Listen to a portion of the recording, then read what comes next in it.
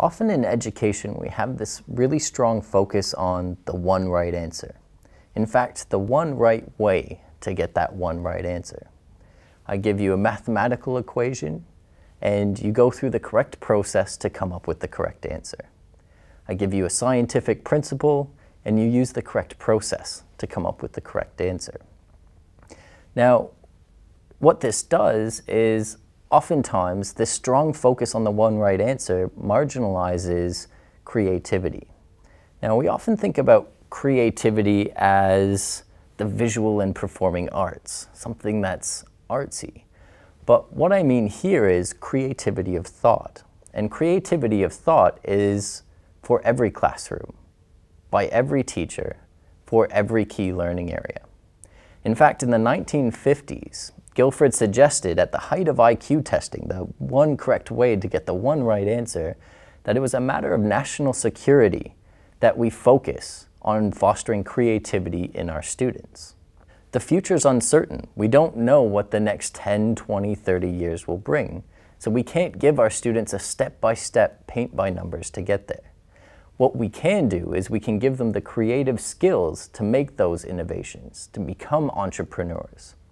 So rather than an exclusive focus on the one right answer, we also need to work on fostering creativity in thought in our students.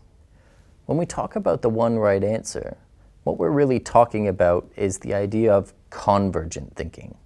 So coming up with that one right answer using the one correct process. Something that we typically exclude is divergent thinking. So that's coming up with multiple different possibilities. So divergent thought. One example is if I gave you the problem of colors becoming extinct. All the colors in the world are about to become extinct, and you can only save 2 of them. Which 2 do you save?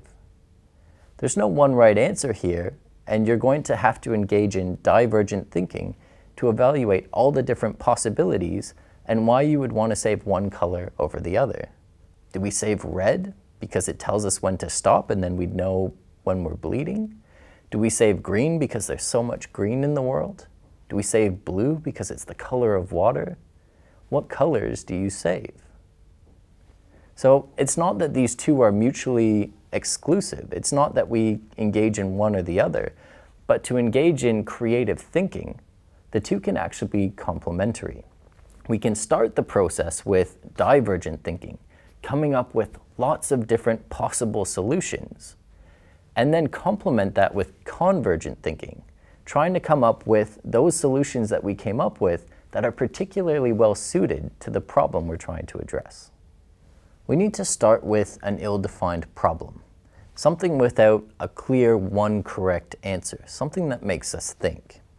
Let's use the example of a TV show that I heard that they're trying to develop.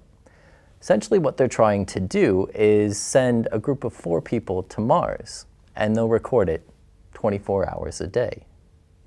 Now say I was going to put you in the role of an executive of this show, and you need to think about things like entertainment value, you need to think about things like sustainability, you need to think about costs, and of course entertainment as well. We need people to tune in so that we have advertisers.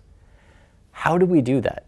Given this broad problem of we want a reality TV show of people on Mars. A good way to start thinking about this problem is with divergent thinking.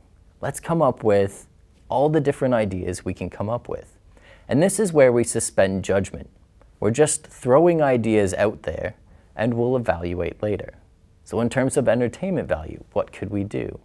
In terms of managing costs or bringing in revenues, what could we do? So this is our divergent thinking.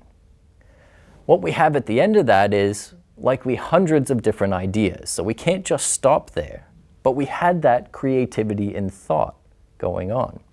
What we do next is we complement that with convergent thinking. Which of these solutions seems particularly well suited to the problem that we're faced with? Now, this isn't a negative rejection of ideas. What it is a positive affirmation of those ideas that seem to be particularly well suited to this Mars reality TV show.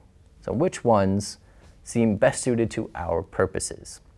In this way, we can engage in creativity and thought while still coming up with a viable solution to these ill-defined problems.